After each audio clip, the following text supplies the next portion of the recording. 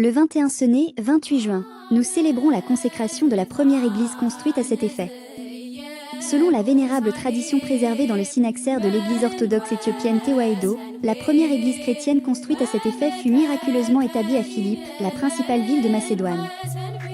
Cette ville, nommée d'après son fondateur Philippe, le père du grand Alexandre, est actuellement située dans la partie nord de la Grèce.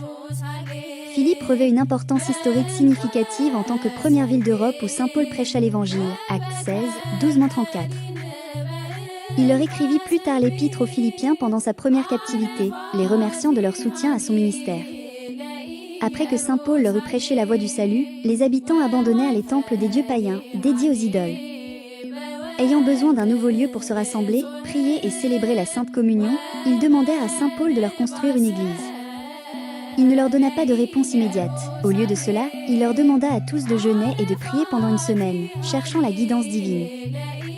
Le 7e jour, notre Seigneur et Dieu, Jésus-Christ lui-même, descendit du ciel pour montrer aux apôtres comment construire cette « maison de Dieu ».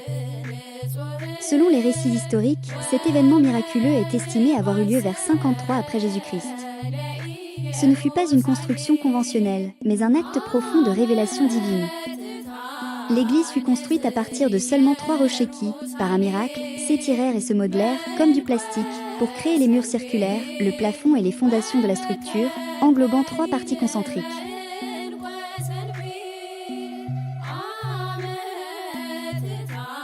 Ces 3 rochers symbolisent puissamment la Sainte Trinité, tandis que le design concentrique reflète la progression hiérarchique et spirituelle au sein de l'architecture de l'Église orthodoxe. Le cercle le plus extérieur représente la cour où les fidèles, laïcs. Le cercle du milieu représente le Saint des Saints ou la nef, où le clergé et les élus se rassemblent. Le cercle le plus intérieur représente le sanctuaire ou autel, l'espace le plus sacré, symbolisant le ciel lui-même où le Saint-Sacrement est célébré. Ce plan architectural se retrouve dans la conception de la plupart des églises anciennes d'Éthiopie. Le design concentrique évoque magnifiquement le voyage spirituel, un mouvement du terrestre vers le sanctuaire intérieur divin. De manière cruciale, cette construction miraculeuse souligne que le Christ lui-même est le fondement même de l'Église, le rocher inébranlable. Comme les Écritures le proclament, car nul ne peut poser d'autre fondement que celui qui a été posé, savoir Jésus-Christ, 1 Corinthiens 3h11, et édifié sur le fondement des apôtres et des prophètes, Jésus-Christ lui-même étant la pierre angulaire, Éphésiens 2h20.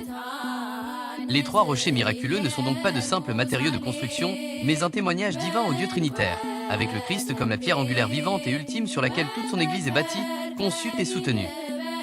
L'Église fut nommée en l'honneur de la Sainte Vierge Marie. Pour consacrer davantage ce sanctuaire divinement construit, le synaxaire rapporte que le 21 Sené, 28 juin, le lendemain de son achèvement le 20 Sené, 27 juin, le Christ descendit à nouveau, accompagné de sa Sainte Mère, pour célébrer la Sainte Communion avec les apôtres dans ce nouveau lieu sacré. Cet acte a cimenté l'Eucharistie comme le sacrement central et la force vitale de l'Église dès sa création, consacrée par la présence divine du Christ. Que Dieu ne nous sépare pas de sa Sainte Église, qu'il a lui-même bâtie sur le fondement des apôtres et des prophètes, avec Jésus-Christ lui-même comme pierre angulaire. Amen.